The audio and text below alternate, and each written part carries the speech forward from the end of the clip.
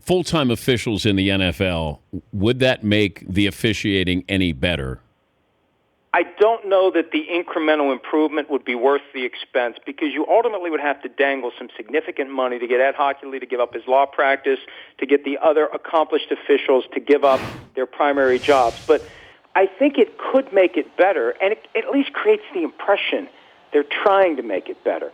You can, in the off-season, subject them to training regimens and nutrition and make sure they're in great shape and do simulations and have them at practice during the week when they otherwise would not be doing their regular jobs.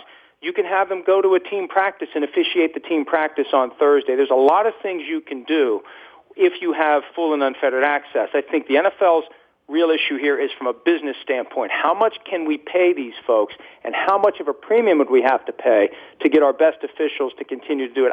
Dan, I'd rather see them embrace the concept of a video official who is a member of the crew, who is seeing everything that we see, and communicating directly with the referee on site, saying, for example, that was roughing the passer, or that was unnecessary roughness on Richard Sherman, throw the flag, with the benefit of the big, bright, flat screens that we all see, and we wonder what the hell the officials on the field aren't seeing. You brought up Richard Sherman.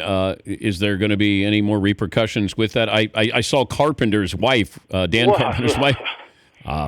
Yeah. Not that she'll be fined or suspended, but she was pretty angry with Richard Sherman running into her husband. Yeah, I mean, he may get a fine for unnecessary roughness, and the NFL has already admitted that it was a mistake. And look, I love transparency.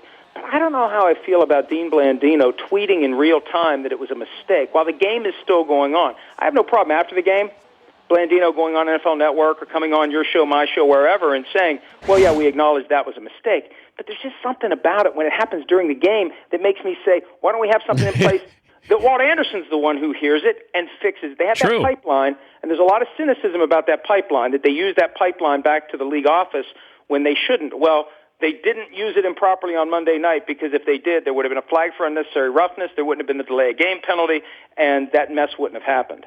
The Dan Patrick Show, weekday mornings on Audience.